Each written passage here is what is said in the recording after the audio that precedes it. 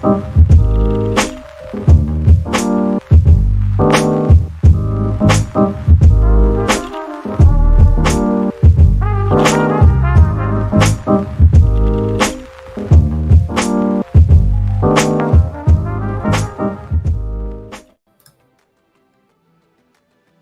and welcome to another edition of Internet Media's Killing the Church. You guys know what we do here. We talk about things that are either killing the church or that we believe need to be killed in the church. Tonight's going to be a really big one, actually. It's a pretty simple one, but an extremely big one in today's society. We are doing... oh, goodness. False prophets. False prophets. I'm sorry. I had a brain fart there. Really bad one. No, you're good. You're good. Yeah. Anyway. Yeah, false prophets. This is going to be, I think, pretty lit in the comment section because I know everybody's got questions about this. Everybody's got comments. Everybody's got their. And matter of fact, before we finish it tonight, I want to hear from the comment section everybody's either favorite or least favorite false prophet. I like it. First and foremost, so we got a brand new name up here on our top Patreon supporters. Angela, I think it's Burke. Burke. I'm gonna go with that. Man, for a guy who has a really weird name, I'm really bad with other people's names too. Yeah, it looks like Burke to me. I'm gonna go with Burke. Anyway, we've had some names and shuffled some stuff around too. And this episode is brought to you by our Patreon supporters. This is a suggestion. And it sounds like we got some echo. On whose side? Let me know in the chat who echo. That way we can try our best to alleviate that issue. Yeah, technical difficulties suck. We're not doing anything different, but for some reason today, weird issue. Yeah, I wonder if it's a StreamYard thing. Maybe both. Okay, so apparently both of us are echoing. So I'm getting Seamus. Okay. Yeah, everyone's voting me. Okay, interesting. So take it away. I'm gonna go the background. I'm gonna do some stuff to see if I can do that. So here's the background. There we go. And okay. Why don't you tell us what we're talking about? Right. So yeah, we're doing false prophets. And this was actually kind of a really last minute decision on our part. We decided just yesterday that we were going to be doing false prophets today. So we have a whole list of stuff that our paying patrons have asked us to do episodes on. And this is one of them. And I thought it was a really good opportunity, actually, because of the current TikTok atmosphere and a lot of accusations going around from different angles and different ends of the theology talk world or realm, whatever you want to call it. And, you know, in Christianity, it's so common, unfortunately, that if somebody disagrees with your theology, the very first thing that is railed at that person is that they're a false prophet or a false teacher or are teaching a false gospel or something of that nature. And it's a horrible retort. And usually it's a cop-out for in most cases. Sometimes it's actually legitimate. Sometimes there's actual evidence, there's an actual case brought forward, and I think that sometimes it actually does warrant it. And there are some times where I will back other people in that claim. But I think for the most part, it's used as kind of a, you know, you're a Pharisee type retort. Everything coming on okay? Okay there, Seamus? I don't know. You tell me. You have to say more than that. Troubleshooting. Nope. Yeah. Okay. Nope. Not fixed. No? Okay. Well, awesome. Yeah. Well, Either way, I'm going to. Well, I can't really give you a review on this. I'm still drinking the Elijah Craig. So, but you guys know that I like it. Otherwise, I wouldn't still be drinking. That's a lie. I would still be drinking it if I didn't like it. But I do like it. So this is a bourbon that I would recommend. I'm discovering that I like bourbon a lot more. So anyway, we're going to be reading a lot out of Deuteronomy 13 for obvious reasons. Those of you who are familiar with Deuteronomy 13 know this is the false prophecy passage. There are many in the Torah and throughout the rest of the Tanakh and also the New Testament, but this is one of the more foundational ones. It's an interesting one for me. So I'm sure that many of us have had the experience of Mormons coming to share their gospel with us. And I love these experiences because I love having theological discussions with anybody who is willing to have a legitimate discussion. And I had an opportunity. These fellas, they came back for probably three weeks in a row. They came back to talk. And eventually they got around to sharing the story of Joseph Smith. We had discussed a few things regarding Torah and whatnot. And so I asked the pointed question that you guys believe that Joseph Smith received a new revelation, right? Something additional that was not already revealed in the Bible. And they both agreed. So they, at the end of the discussion, they gave me a copy of the Book of Mormon. I have it. It's somewhere in the fiction section of my bookshelf. I was going to say that, yeah. But so anyway, yeah, they handed me the Book of Mormon, and I said, okay, well, I'm going to send you guys home with homework too, and we can discuss this next week. And I told them to read Deuteronomy 13, and when they came back, tell me what they thought. As it turned out, they didn't come back after that point. So I don't know if they read Deuteronomy 13. I have a feeling maybe they did. So anyway, funny story. Actually, a funnier part of that story for those of you who have seen or are fans of the show South Park. It was very hard for me, and I try to take everybody's beliefs seriously and hear them out. But it was very hard for me not to laugh while hearing the story of Joseph Smith told to me by Mormons in this case, because I remember seeing the South Park episode about it, and it was identical to what they were telling me. What they were telling me was just exactly what I saw in the South Park episode. It's almost like South Park didn't write any jokes for that episode, and it was just the explanation of the story of Joseph Smith. And so yeah, these two young fellas they're so friendly. They really are some of the friendliest people in the world. But they're sharing with me their gospel, and the whole time I'm thinking, oh my gosh, this is exactly like South Park. Okay. I don't know if I fixed it. You got to say more than that. No, I don't. Not.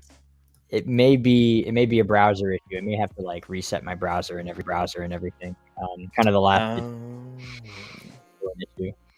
Hopefully, by me logging out, it won't kick you off the stream or anything. I don't think it should. You're logged in, right? I was gonna say, yeah, I'm logged in, so it shouldn't kick you, or it shouldn't kick me off the stream.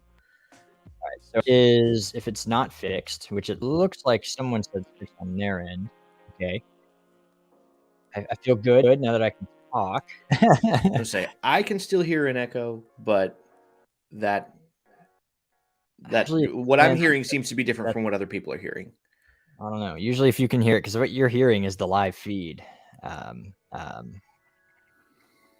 don't know what's going on. I'm gonna hit the hard reset. Yeah. So do your thing with Deuteronomy 13. I don't know if you plan to read from the passage. I was going to, but I am. Yes. Okay. So I'll just begin actually, and while we're waiting for Seamus, I will do this for those of you who are patron supporters. You have seen a few of my Old Testament study where I'm going through the book of Genesis. I'll just do this candidly like that for now. I will pay attention to the chat section. So this will be kind of a new experience where you guys can actually interact with me while I'm in my musings about this. But one thing that caught my attention when doing a little bit of research on this is the way that the chapter begins. Again, this is another one of those areas where there's a difference between the Jewish versions of this passage and the Christian versions of this passage. And it's one of those that is not without consequence. So in your Christian versions, the first verse will be something to the nature of, if there appears among you a prophet or a dream diviner, or a dreamer of dreams, what have you, who gives you a sign or portent. So that is actually verse 2 in the Jewish versions. The first verse of this passage would, in your Christian versions, be the last verse of chapter 12. And it, for me, this is just my personal opinion, but it seems very obvious the reasons why it's the last one in chapter 12, and then it's not included in chapter 13, because it sets the premise. Now, be that as it may, the premise can still be derived from this passage without that being the first verse. And we'll explain here in a minute. So, as the passage reads from the 2006 JPS, be careful to observe only that which I enjoin upon you, neither add to it nor take away from it. So, this is the commandment not to add to or take away from the Torah. And then verse 2, if there appears among you a prophet or a dream diviner who gives you a sign or portent, moving on to verse 3, saying, let us follow and worship another God, whom you have not experienced, even if the sign or portent named to you comes true, do not heed the words of that prophet or that dream diviner. For your God, Yud-Keh Vav-Keh, is testing you to see whether you will really love your God with all your heart and soul. All right. You guys can see I'm still getting used to different variations of not pronouncing the name here. It is your God, Yud-Keh Vav-Keh alone, whom you should follow, whom you should revere, whose commandments you should observe, whose orders you should heed, whom you should worship, and whom you should hold fast. Verse 6, as for that prophet or dream diviner, such one shall be put to death for having urged disloyalty to your God, Yud-Keh Vav-Keh, who freed you from the land of Egypt and who redeemed you from the house of bondage, to make you stray from the path that your God, Yud-Keh Vav-Keh, commanded you to follow. Thus you will sweep evil from your midst. So, I'm scrolling through Safaria right now. For those of you who don't know, you guys know I love Safaria. One of the first things I actually noticed in some of the research that I've done is, now this is Ramban, Nachmanides. For those of you who are curious, he actually explains a bit of the difference between a sign and a wonder, right? So a sign, he correlates to being a natural event, a natural occurrence, something that is to act almost as an omen, you could say, a naturally occurring event that is foreshadowing of something that is to come. So one of the examples actually that he gives is the example of Isaiah and the sign that would be given to King Hezekiah. And interesting to note in that, he establishes that his perspective is that this child which would be born is that which is born to the prophet himself, and not Hezekiah. So this is one area where Ramban holds a bit of a different view. But a wonder is different. A wonder is the manipulation of nature. A wonder is like what we would call a miracle. Again, like Moses demonstrated God's wonders in Egypt, real actual miracles. And when I say manipulation of nature, and I did a TikTok series on the 10 plagues once, the hail and fire, what is believed about how that looked, and this is one of the most fascinating things about it, is that it was hail with fire in it, like a ball of hail, a ball of ice with a sustained flame inside of it. So not just bending the laws of nature, but subverting them entirely, which again is one of the wonders which the Egyptian priests were not able to duplicate, because this is one of those things that only Hashem himself can actually achieve. We back, Seamus? I think so. How do I sound? You sound spectacular. Okay, so the problem is Google Chrome is garbage. That's what it is. Oh, interesting. I don't like using Chrome. I feel like it eats processors alive, and I think that was the problem. I gotcha. So, I did read through the passage. That's kind of where we're at right now.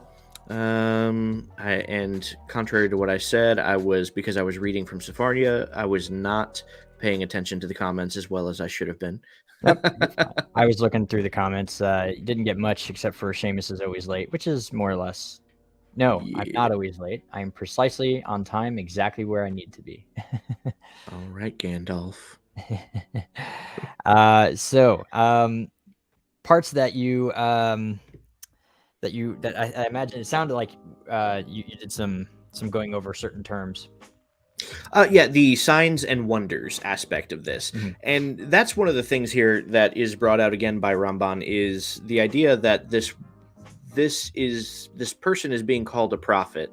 The Torah says, if a prophet arises among you, this is not necessarily to say that it is one of God's prophets. Obviously, the idea here is that it's not, but that the person is still dignified as being a prophet, because one of the examples given is that there's an acknowledgement that there are people who, for whatever reason, do have an ability to discern what will happen. And then this may be followed up by a supernatural means of confirmation. Yeah. And this actually echoes the Messiah's words in a way, where he says that, many of you will do wondrous things, right, in my name, and you'll come to me saying, Master, didn't we exorcise demons and perform miracles and healings and all these things? Signs and wonders. And the interesting part is his finishing words are a direct echo of Deuteronomy 13. A particular passage that I want to focus on tonight from Deuteronomy 13, I believe, is I think it's verse 4. Let me go ahead and pull that open.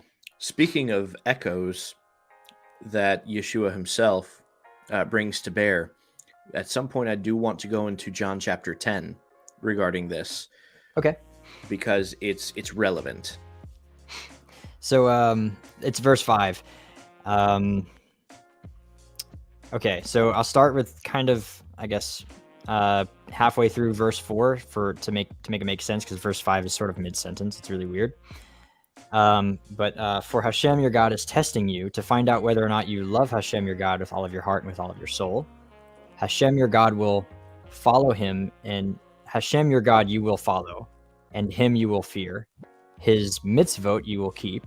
To his voice you will listen. Him you will serve, and to him you will cling.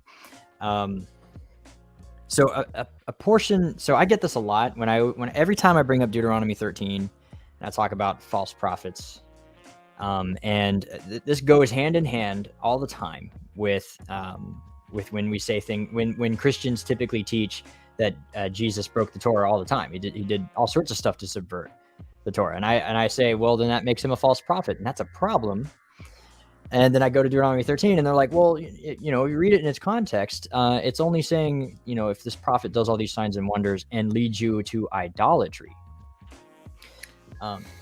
And Yes, absolutely. If you read the rest of Deuteronomy 13, that's not incorrect. There is a bunch of stuff in there about idolatry specifically. You look like you got something to say. Yeah, this is actually why I opened up. So when you first jumped off, I began by explaining that this is another one of those chapters that has a difference between the verses. So last week we were talking about Isaiah 9, you know, and how in the Christian Bible it's going to be verse 6, and in the Jewish Bible it's going to be verse 5. This is another one of those, right? Because in the Christian Bible it begins immediately with, if a prophet rises among you, you know, who performs signs and wonders, right? In the Jewish Bible, it begins with, you shall obey all that I have commanded you. You shall not add to or take away from.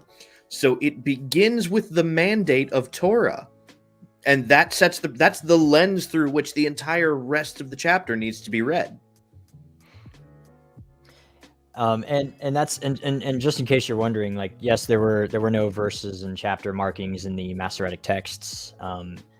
In any Torah scroll, you won't see like these particular verses and markings, but what you will find are sort of these scribal notations in the margins that indicate where certain passages begin.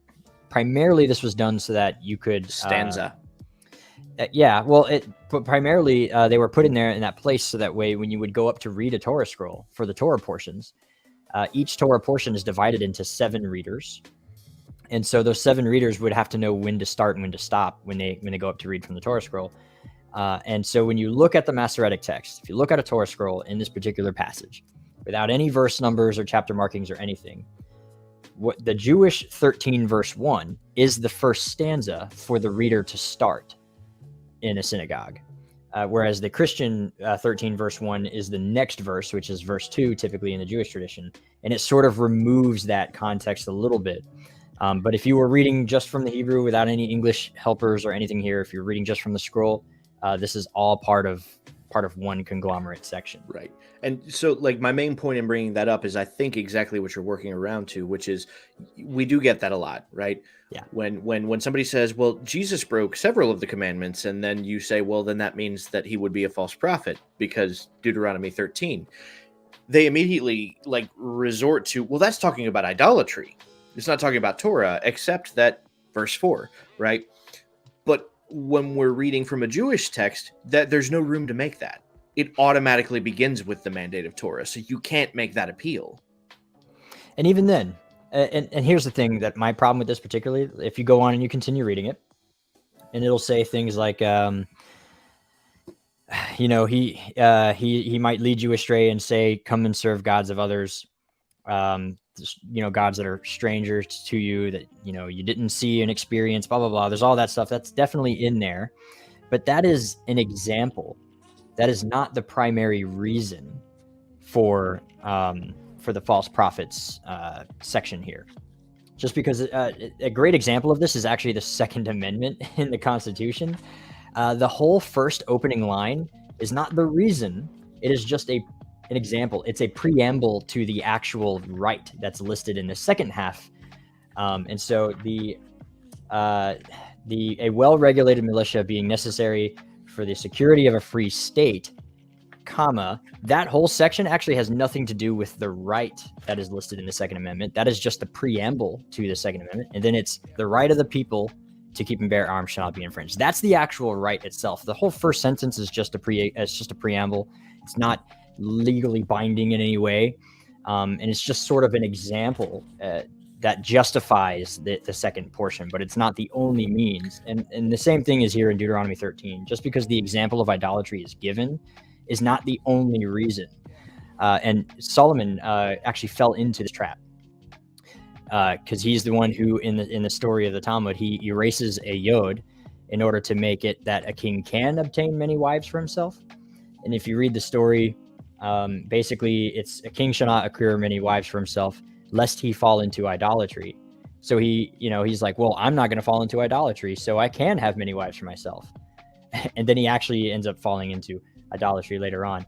But he uses this very same type of argument, and it only proves our case. That's just an example. It's not the reason, the total reason. It's just a given example for the commandment.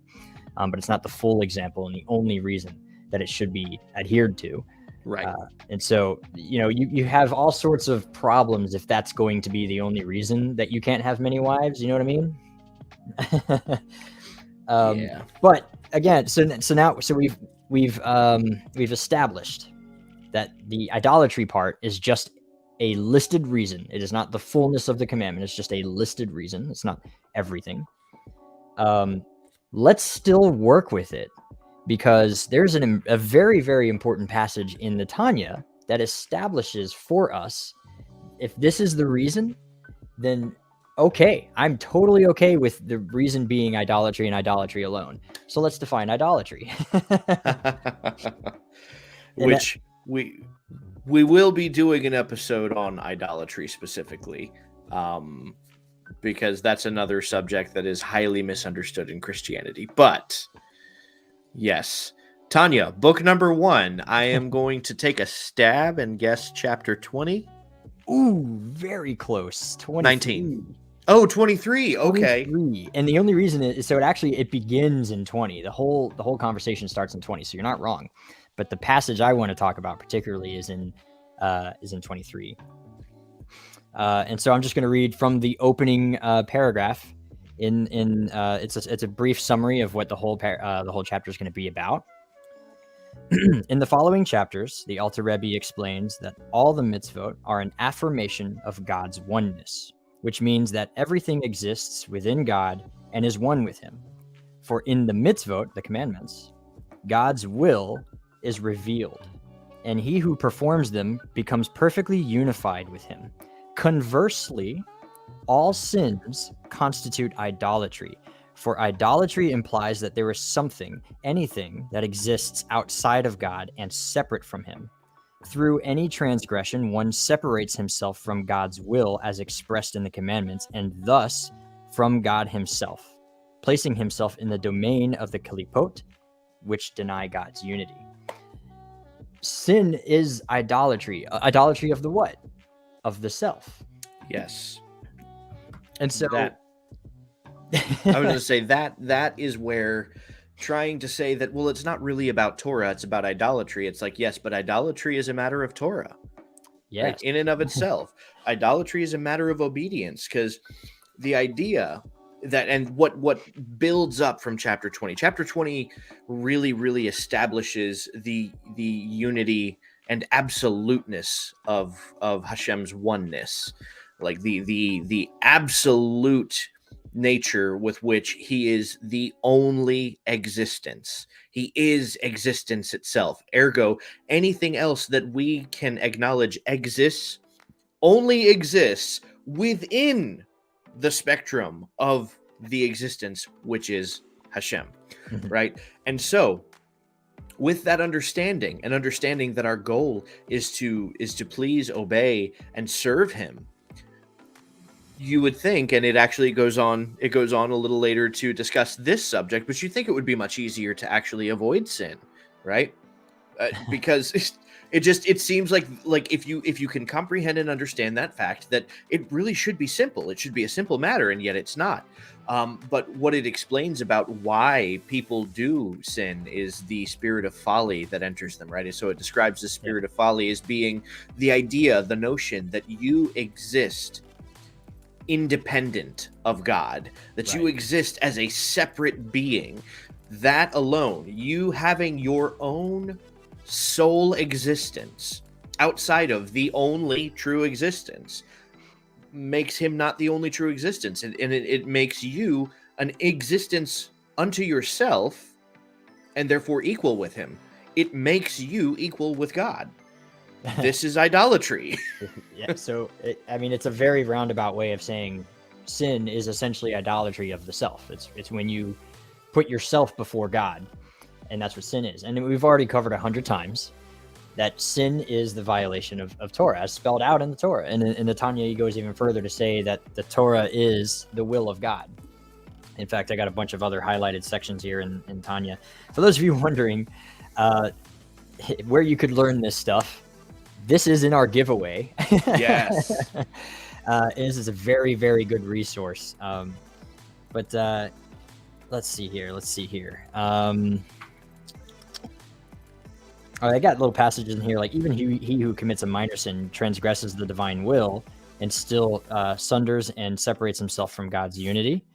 Where's the part that I highlighted? Well, okay, so this is from page 315 in the first book. It's from chapter 23 again. The Torah, which is God's will and wisdom. And then all the way down at the bottom of the paragraph, in fact, the Torah, God's will, is described as encompassing, and it goes on. The whole chapter keeps saying, the Torah, comma, God's will, comma. And it does that throughout the whole chapter. Yes. And so I can't wait to give a set of this away, actually, and to see what who benefits from it, because it's a pretty good set. I think we might make that like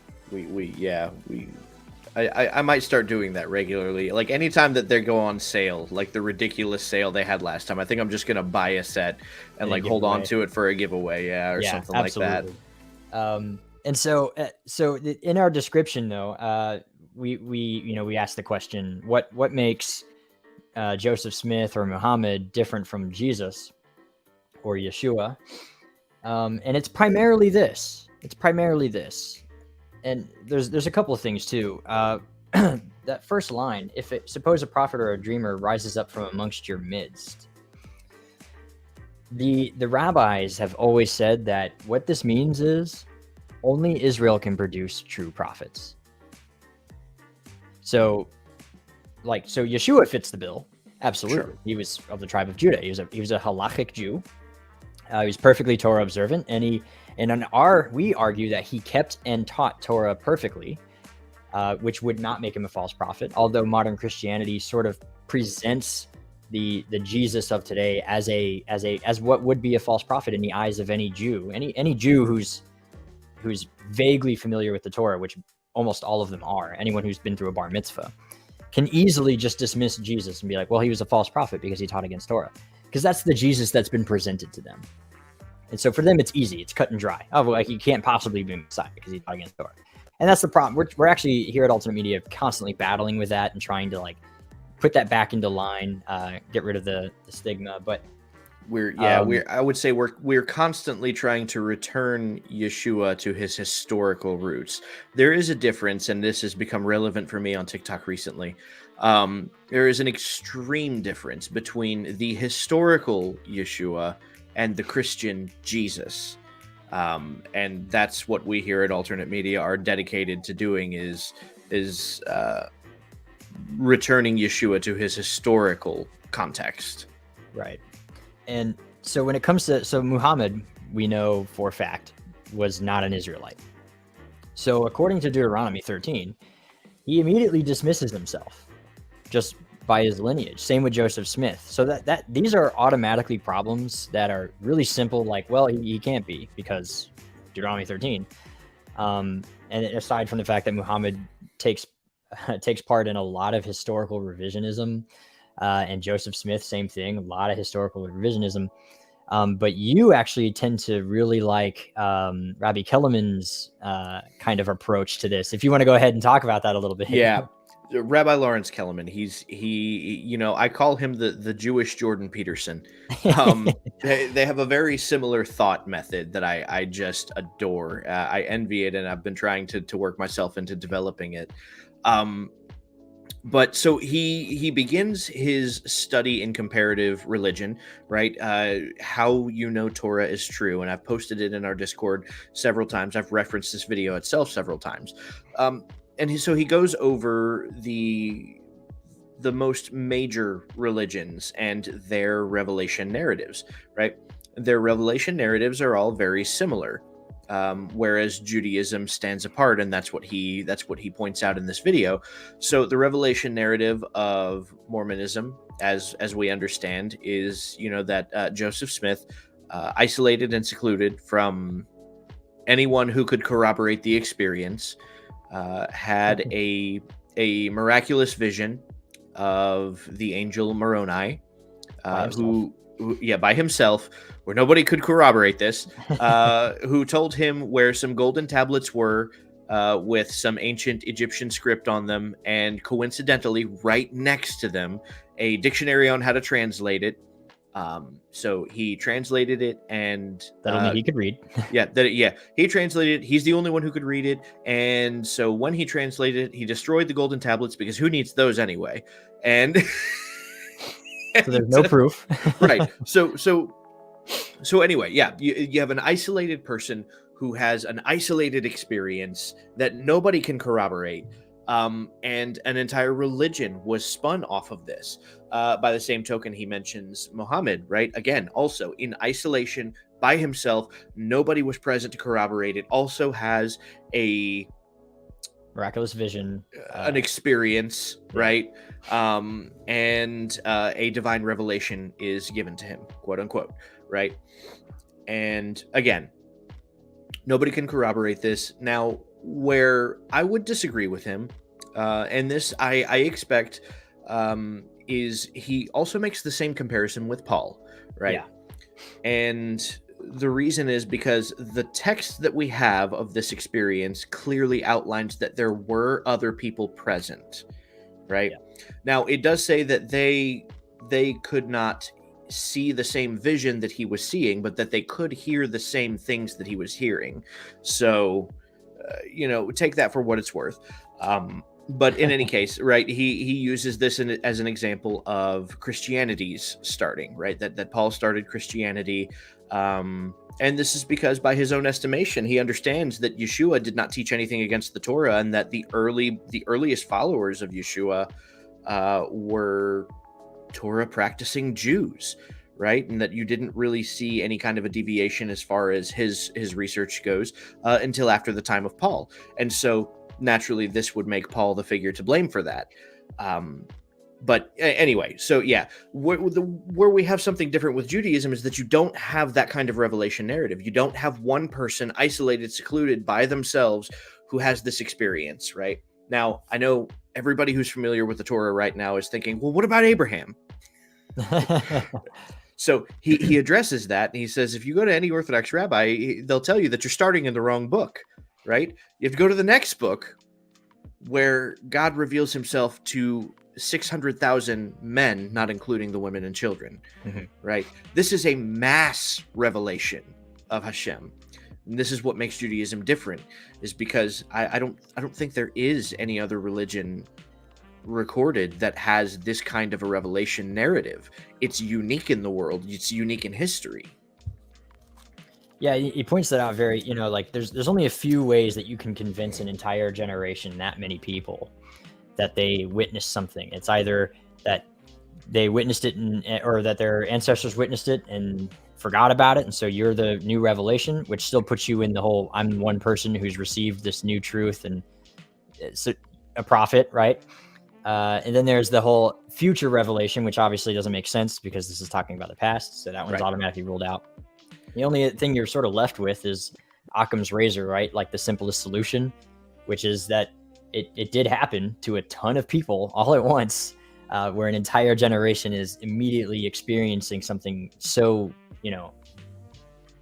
supernatural that it changes them right away. And this is how Judaism is born. So, yeah, he also outlines what I love about this is the reason that, because we think about it today, right? And it's easy to look back and say, well, that's ridiculous. How could people fall for that? But it's in human nature, right? We're not above anybody else in this aspect. And it is in human nature. And so he explains this by outlining what Applewhite theorem is, right? Applewhite theorem is based on studies in the Heaven's Gate cult, which coincidentally is actually, I've used that cult as example before on certain aspects of Christian theology, but be that as it may, right? Applewhite theorem has two clauses. The first one is that people are gullible and will believe almost everything that you tell them, or anything that you tell them, rather. That's the first clause. The second clause is the specificity on that, provided that it cannot be checked. Okay, if you tell somebody something that they cannot, that there's no way that they can go and fact check it, they are more likely to believe it than not. That's just human nature. Yeah, for that in particular, which is how in that particular example that you brought up, you had people with doctorates degrees, totally bamboozled by this cult, and that's because these two clauses actually don't discriminate in any way for IQ, for wage, class. It really doesn't matter. It's part of the human nature. But something that and Rabbi Kellerman actually goes into more detail about how Judaism still does not fit these roles, because we still have so many people to account for, and these things can be checked. And in fact, one example he brings up is you can name any rabbi who's received a smicha, and there is a record going from him all the way to Moses, as they've maintained that record, and so you can see the line of the teachings. It begins here in Pirkei Avot. Pirkei Avot records it. It records naturally what we know, that the Torah was given to Moses. Then Moses transmitted it to Joshua. Joshua transmitted it to the 70 elders. The 70 elders transmitted it to the prophets. The prophets transmitted it to the men of the Great Assembly. And then it goes on to name the last two men who were members of the Great Assembly, and the rabbis, the Pharisees, mind you, that they passed it on to, and then who they passed it on to, and who they passed it on to. And so there actually is, and he actually even did his own independent research paper, right? Just on one rabbi that he happened to be studying under. So he asked, okay, well, where did you learn this from? Right. And so he found a student-teacher relationship from 4 independent sources, just on those 2, and then found out who that rabbi was. And same thing, 4 independent sources, and he just did this continuous chain. It's like one of the most extensive researches done on this particular subject. Yeah, he's got like 15 pages of names going all the way back to Moses. That he compiled together himself without any help of the scriptures. He didn't use the Torah, the Tanakh at all to make this list. He used just records that he could find. But so anyway, going back on topic with the whole false prophet thing, something that we obviously need to talk a little bit about is like modern false prophets, if you could call them that. Right. One of the primary ones that gets thrown out there is Pat Robertson. And people have made fun of him and said, he's the guy who has tea with God, because that's kind of how he talks. That's kind of how he talks about his relationship with God. It's like, oh, like God told you this while you guys were just having lunch together, or like, anyway. I don't think that's a false prophet. I think that's just somebody who is. They believe that they are correct. Yeah. I can't really put it in a more nice way than that. But he's made a number of predictions that haven't come true. That, I would say, is a failed prophet. Again, the same way there's a difference between a failed Messiah and a false Messiah. Yeah, the idea being one who... So, Sanhedrin 89 Alpha reads... is automatically shown... the same applies if a prophet claims that any precept of the Torah should be abrogated permanently. This is talking about like what constitutes the actual death penalty. A failed prophet versus a false prophet. A failed prophet does not constitute the death penalty. A false prophet does, and they go. Sanhedrin goes on to rule that in order for it to qualify, he has to teach openly that a Torah precept has been abrogated or replaced in some way permanently, and if he teaches that, then he is a false prophet, and then he would rate the death penalty for that. And that bit of knowledge comes from the Stone Edition Chumash, which is also in the giveaway.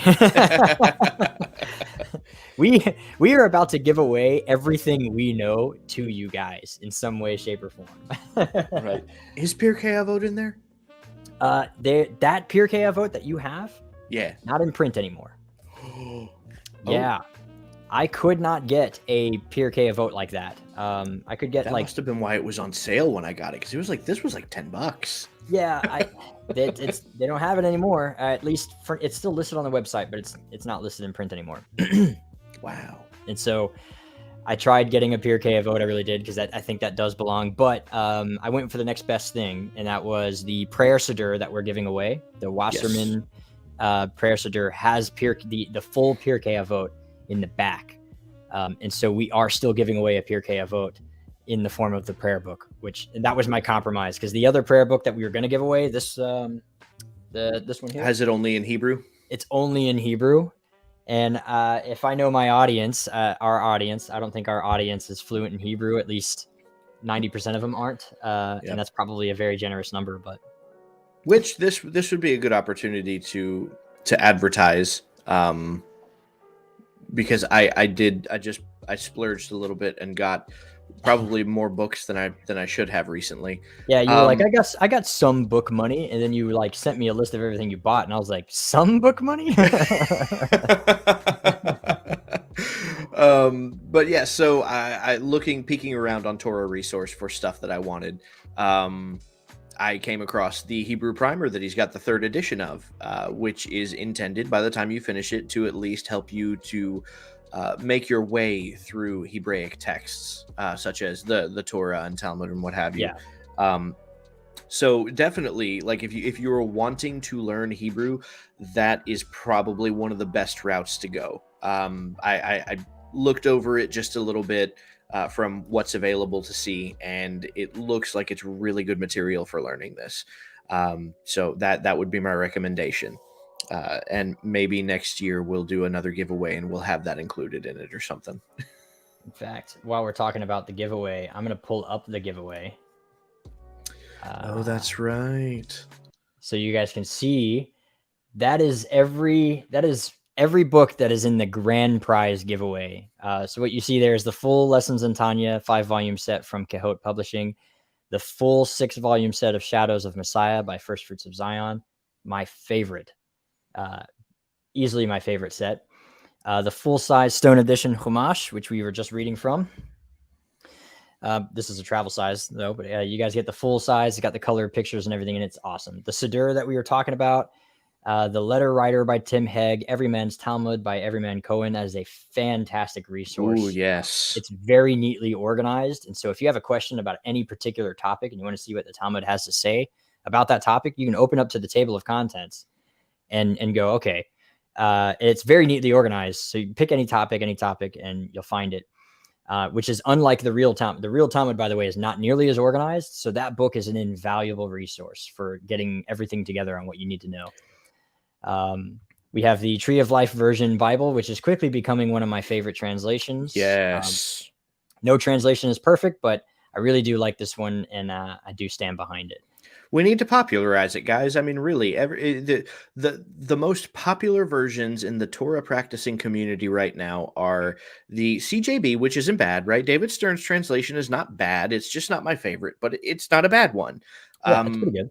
And then the Et Sefer. So, like, we really need to popularize another version, and this needs to be it. And this is the only version that's a messianic version that is actually translated by 100 scholars, whereas the other messianic versions are usually 1 or 2 people.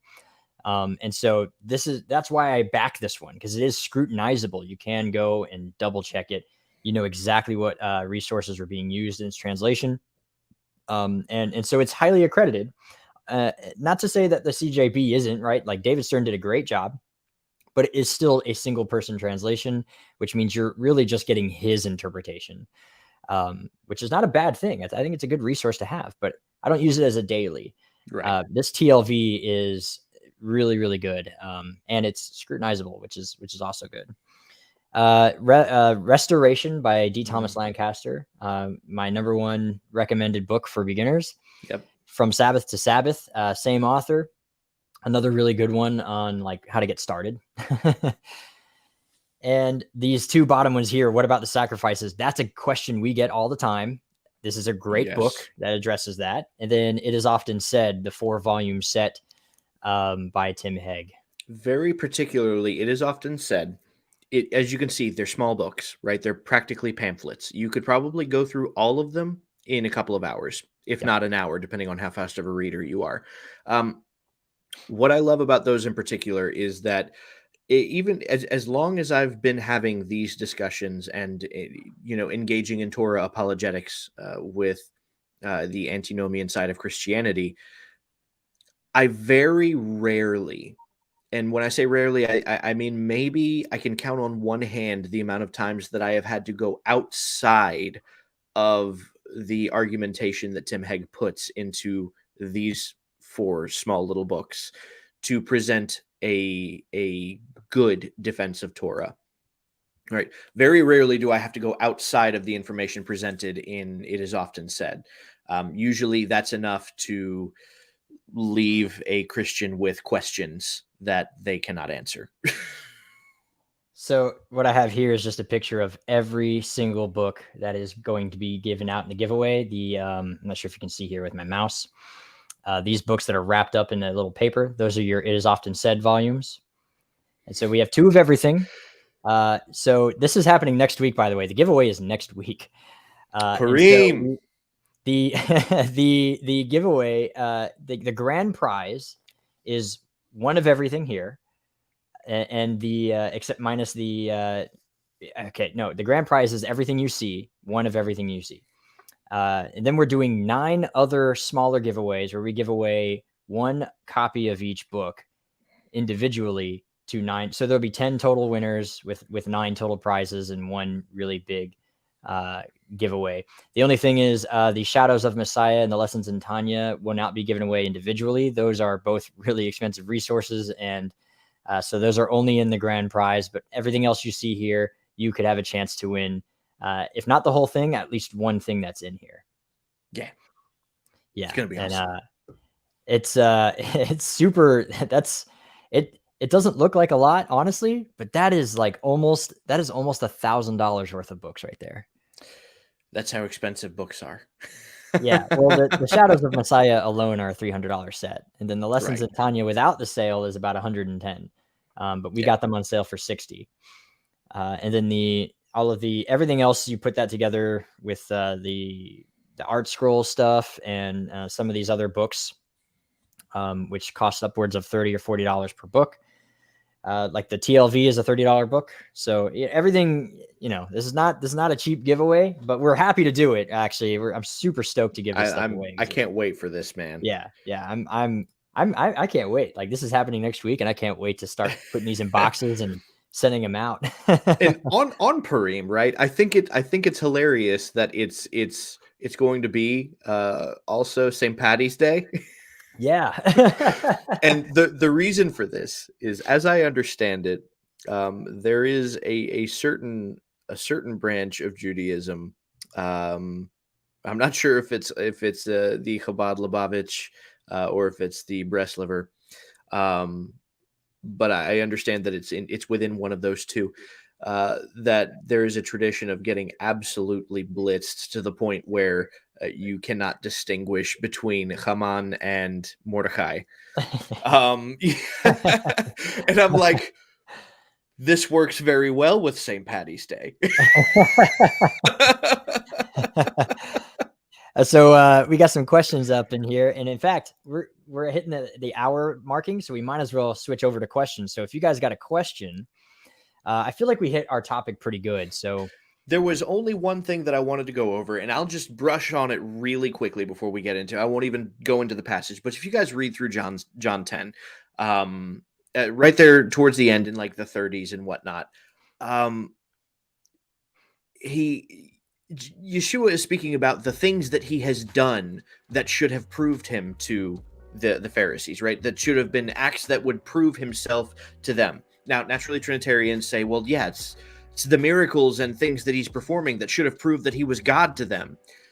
This, from what we understand in Deuteronomy 13, this is a flawed premise. He's not talking about the miracles he's performed, and much less miracles. Performing miracles is not evidence that he's God by any stretch. As we see, even a false prophet can still perform miracles. What he is actually pointing to, especially given the context, right? So Deuteronomy 13 is directly relevant to John 10 in this aspect, is that he's pointing out that his acts of obedience to the Father, right? So his obedience of the Torah should stand as a witness for him. That's what he's outlining. Mhm. And it when you read it, go back and read it for yourself after this. It will be blatantly obvious. Yeah, and what this is again, we always come back to Deuteronomy 13 as our proof text that Jesus was entirely perfectly Torah observant, because it's understood that the Messiah can't teach against Torah and he can't violate Torah, and if he does, he sort of disqualifies himself from being the Messiah, especially if he teaches others to do so. And so we are always getting this pushback with the Deuteronomy 13 with like the second half of the passage and stuff. But we can't stress enough that this is the Jewish idea. This is the mindset that if he taught against Torah, then he's not the Messiah. It's really that simple. And so we have to stop saying these things. Even if you're a Christian, you're dispensationalist, doesn't matter. I've talked with other Christians who have to concede the point. We have to stop saying that he violated the Torah, because he didn't. And in fact, in order for him to be a sinless offering, right, to make the propitiation necessary, then he would have to have never violated Torah. We can't just say, well, he's God, so he can.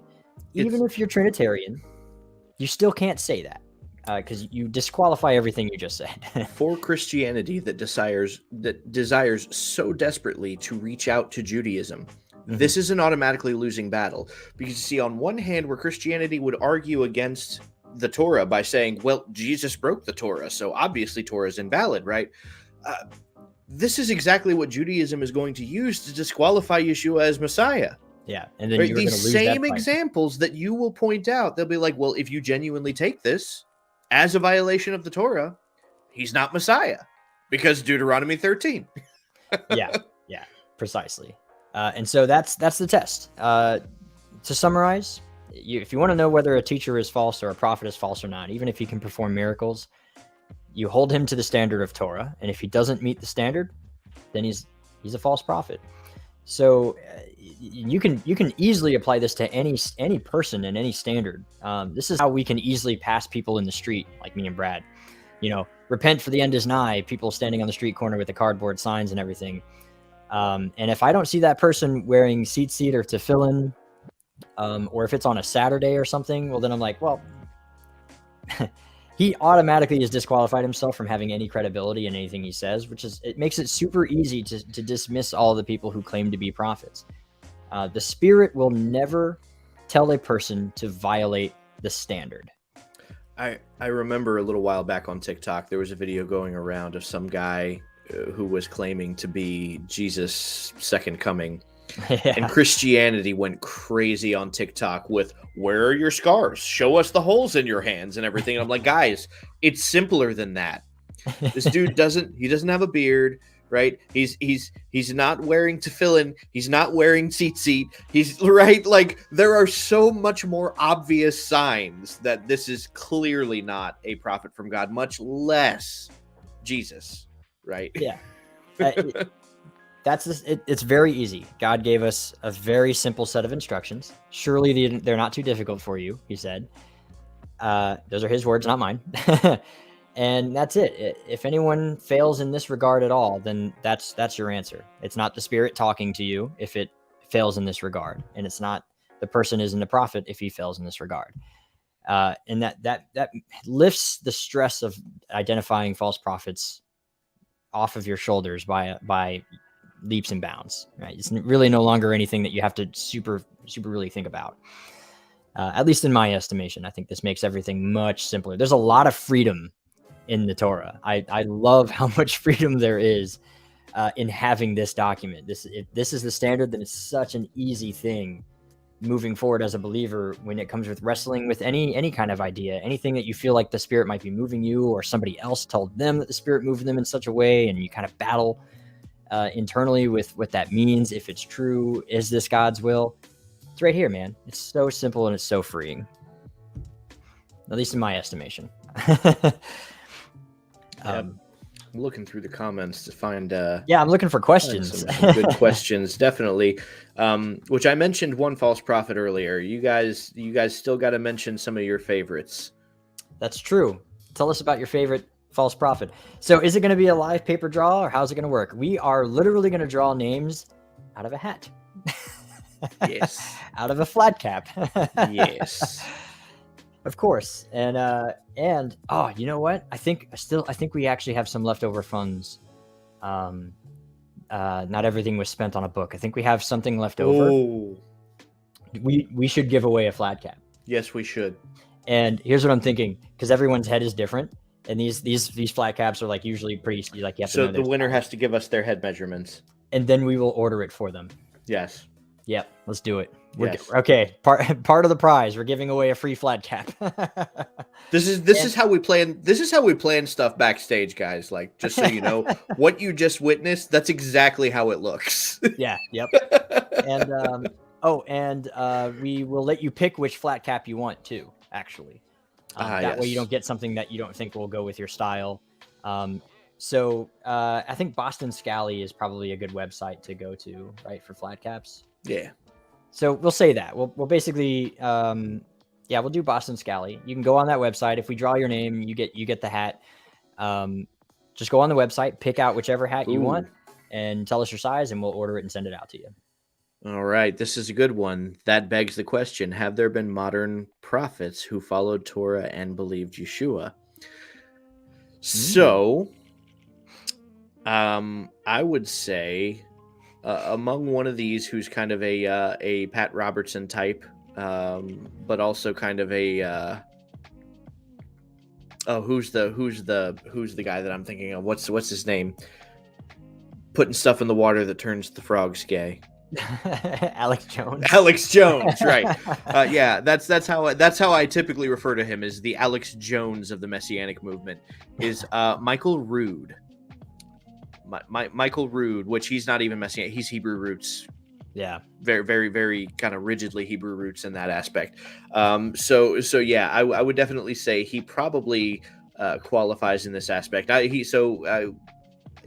In the same way that like Pat Robertson would have. So I would say a like failed prophet, but not necessarily a false prophet, because neither of them have performed miracles ever at any point. All right. So quick question. What about the ladies? What if they are the winner of a flat cap? What do they get? Do ladies not? My wife wears a flat cap. So like, that's true. My wife wears a flat cap too. Right. Yeah.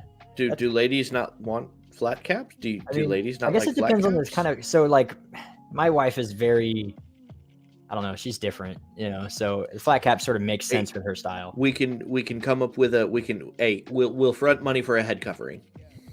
Yeah, well, you'll get a head covering. And if you're unmarried, then you can wait until you're married to wear it or something. I don't know. it can be your special head covering that you wear after you're married. We'll get basically it's like $50 of I think what we have left. So you can pick a cap of your choosing up to $50. And if you're a female and you happen to win, then you can pick your head covering. And if you're a male, you get any flat cap you wish from the Boston Scally website. Yeah. Some of them are a little over $50, so we'll talk about like $52. I think we can swing that. So if that's the case, actually, then we'll same for the ladies.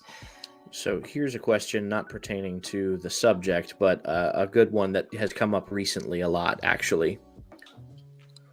What do y'all think about the Hebrew roots people saying that the Septuagint is more trustworthy than the Masoretic text? So first of all, notably, and I'm glad it was pointed out, that this is something specifically propagated by the Hebrew roots community.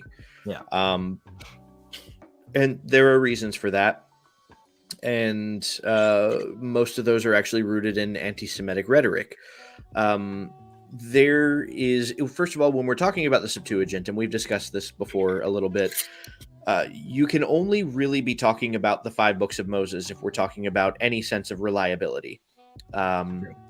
Outside of that, it cannot, and I can't stress that enough, cannot be clung to as any level of reliable. This is why it's rejected in Judaism still to this day, and there are specific examples that I can give actually of where it directly misinterprets what is in the Hebrew text. And this is also a lot of the examples given are that it matches up better with the Dead Sea Scrolls. So this is first and foremost presuming and assuming that the Dead Sea Scrolls themselves are the most accurate, which is not exactly an assumption that we are at liberty to make. They're pretty accurate. But they are the oldest. But there aren't enough notable differences between the Masoretic text and the Dead Sea Scrolls to actually make that claim, especially given the number of differences that are between the Septuagint and the Dead Sea Scrolls and the Masoretic text. Yeah. Primarily the thing with this, no matter what, even if the Septuagint is older, no matter what, it is always at the end of the day a translation. Yes. And so it even if it's a good translation, it's still a translation. So the closest thing that we have will always be the Dead Sea Scrolls, and the most complete that we will ever have is the Masoretic text, specifically the Codex Leningradius text. Even the Aleppo Codex, which was a really good codex, is like only 60% complete. What we have, a lot of it was damaged and ruined when it went into hiding for various reasons. So at the end of the day, the Codex Leningrad Masoretic text is going to be the oldest and most reliable Hebrew text that we have. And when we do compare that with the Dead Sea Scrolls, we see a lot of parallels and congruency that's really good. When it comes to the LXX, the Septuagint, it's still a translation, and the translation will never be more authoritative than a Hebrew copy ever. And that, even if it's a little better, it's only going to be better in certain areas. If that, even then, that's really, I can't really say that, because it's a translation, so it's not going to capture the fullness.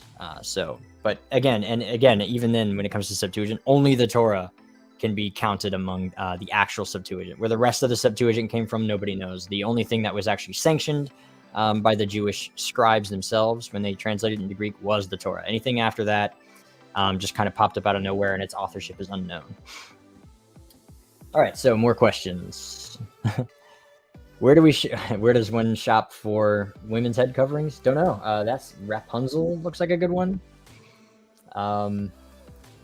I can't remember. It's a hat maker in Crown Heights, New York.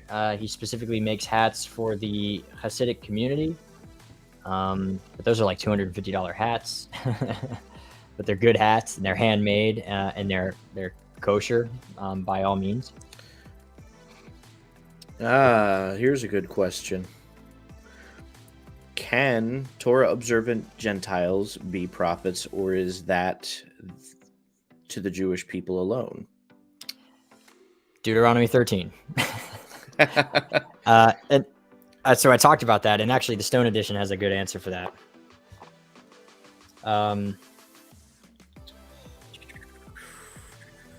Where is it? So the phrase "in your midst," if there should stand up in your midst a prophet or a dreamer of dreams, this means that only an Israelite can be a prophet. Now, there is debate in Talmudic literature about whether or not a convert can be a prophet, because by all accounts, and by every sense of the word, once you fully convert legally, you are recognized as though you were born from a Jewish womb. So you are fully Jewish. Like, you can go into the street and say, "I am a Jew," and basically pretend like you died as a Gentile and were raised again as a Jew, which that symbolism is all over the New Testament. So there's an argument about whether or not that could be a thing. But I would wager to say that the discussion on that, and I would love actually to have a discussion probably like a round table. That's a round table discussion question. Yeah. For like Like several Akasha. of the Jews that we know.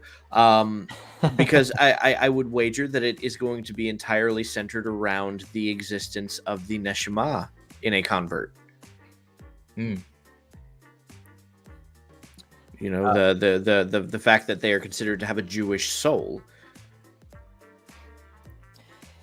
That's Akasha. That's the Hebrew for good question, essentially. So like if you have an actual question concerning halacha or something that's not a simple question, it's actually like a question where you would need more discussion, it's considered Akasha. I learned this from my chavruta. And so every time I have a really good question, I'm like, oh, that's Akasha. I have Akasha. All right.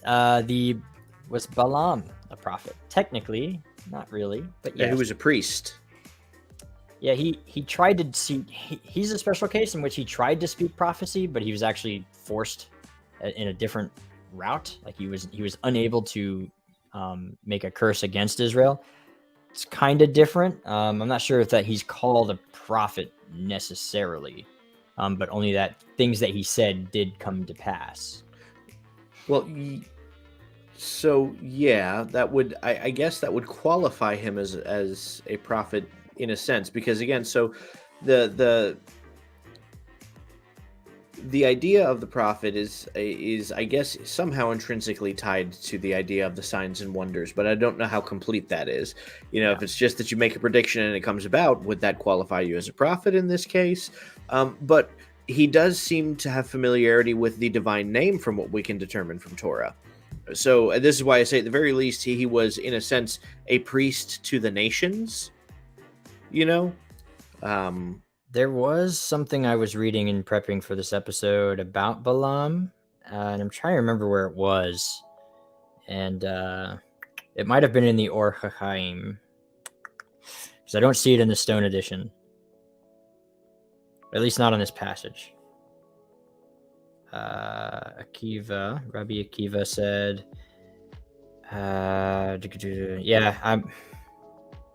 there's a couple of things in here, but I don't see it right away. Anyway, so this is actually this is Akasha. This is something that interesting that's being brought up here. I'll post it. So there do seem to be passages that indicate a level of prophecy existing in the later days. And even Paul speaks about the gift of prophecy being one of the gifts of the Spirit. But even within that context, it's not exactly the same prophecy as is being spoken about here in the Torah. These prophets are, as I understand it, those who would be of the same stature as, Jeremiah, Elijah, Isaiah, like real actual prophets. Whereas the gift of prophecy, as it's described in the New Testament, is not exactly an equivalent to those prophets. And Jubilee actually spoke about this once in a TikTok, and that's because in certain literature, what's read about is that there was essentially a deal made, and we'll discuss this when we go into idolatry a little bit, but the idea of idolatry as we understand it in the modern world is not quite accurate to what idolatry actually is. And so what we have existing today is not quite as bad as what existed in the ancient world. It's not quite on the same level.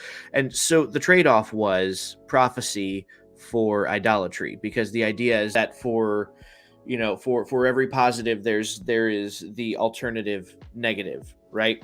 And so the negative of prophecy is idolatry in this aspect. And so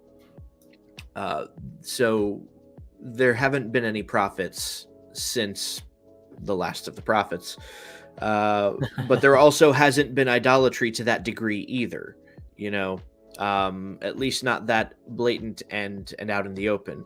Now there are certainly arguments as to whether or not certain medical practices today would qualify as child sacrifice in terms of idolatry, and an argument can be made for that, but it's not as blatant as it was in the ancient world. So yes, we still see idolatry today, but it's far diminished in the same sense.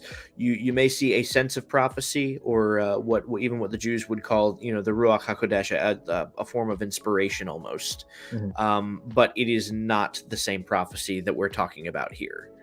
So in the New Testament documents, what we're seeing there, just from your historian's perspective now, the use of the word prophet is used very liberally for really good spiritual leadership. So it's not always necessarily a prophet, right? Like someone who would write a book that would be preserved as inspired scripture and stuff like that. It's a much more liberally used term for like a strong spiritual leader who was considered righteous in the eyes of God and of men. Would be sometimes referred to as like a prophet or prophetess. What's the example I had? I just had the example. I just lost the example I had. Yeah, I just lost it. But yeah, that essentially it's not so cut and dry. It's not like everyone who is called a prophet in the New Testament is equal or on par with Isaiah or Hosea or any of the other prophets, major or minor. And the example I was going to give, Judges, the book of Judges. Those would be the kind of people who were the judges, like the only female judge, would be in New Testament times considered a prophetess in the same way. It's just a different way of sort of referring to the same type of. It's more of a spiritual leadership rather than authoritative position. Yep. So this is actually JD Paramount, or Joshua V, because I don't want to butcher your last name like I usually do. Brings up a good point, and this is true, and this goes for many things. You and I, being in the field of music, understand this on a whole different level. That the ability to play an instrument does not necessarily make you a musician. There is a difference between having the ability to do something and then being the essence of what that ability is. Annie Goslin asked, where do we get our literature from? I just dropped artscroll.com. Yep. Everything in the center of my bookshelf and everything on his bookshelf that you see is all ArtScroll. We're giving away a couple of ArtScroll stuff in the giveaway, and then we have Cahote Publishing, CahotPub.com. There's First Fruits of Zion as well, FFOZ.com. They have a lot of good resources there. TorahResource.com. That's Tim Hegg's website and institute. So we get our literature from a bunch of places, but those are the big ones that we normally get them from. All right, and we are going on an hour and a half nearly, so I think it's time to after parties. Absolutely. I think it was actually JD who said we should rename it the after parties. We should. I like this idea. We're gonna do that. Yeah. Yep. It's not the after party; it's the after parties. I love this. I'm all about it. So yeah, for those of you who do want to join us in the after parties, that is a privilege that is reserved for our beloved Patreon supporters, and membership starts at $1. You can head on over to Patreon, sign up, then head over to Discord and join our Discord page, and join us in the after party. Have a one-on-one conversation with us, kind of get us privately backstage, hang out, ask us questions about whatever. If it's about what we discussed tonight, if it's about something else that you're curious about, and it's a really good, just genuine discussion with a bunch of other people. It's not just going to be us, and sometimes there are others who have much more interesting answers than we have to give. Actually, a lot of times that ends up being the case, and we learn there also, which is why we love it. We love being able to speak to you guys because you teach us too. Yeah, and it's a good session for one-on-one. If there's anything that if you want to just roast us, you can definitely do that. Yes. You pay for that time. So membership starts at $1, and at the $1 a month, you get access to all of this, to include the after parties. So that's it. In the after parties, everybody who ends up joining, like, I want one by one for you guys to roast us for just a little bit. I want to see what everyone comes up with. I'm expecting a lot of hat jokes. That seemed to be the number one. Did you notice that after the debate we did, that was like the number one thing that people threw out there were hat jokes? Like, or anything that involved, any meme that involved, if they were identifying us, it was always by the flat cap. With the flat cap, yeah, I did realize that. All right, so before we go, once again, there's your picture of the grand prize winnings.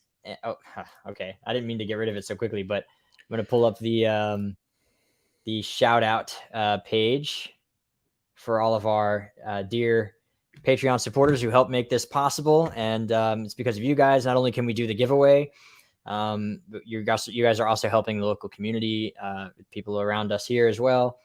And you are helping us to actually, we're starting to do a lot more behind the scenes of what you guys are unable to see yet, but more to come.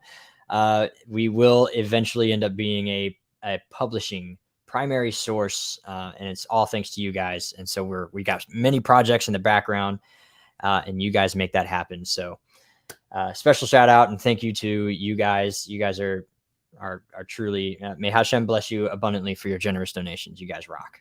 Amen. Okay. Do you have some whiskey? Yeah, I do. Right. Yes. So. Cool. Let me get the music going so that it makes sense. All right. To our Patreon supporters, we will see you in the after parties. To everybody else, have a good night. Lila Tov. L'chaim. L'chaim.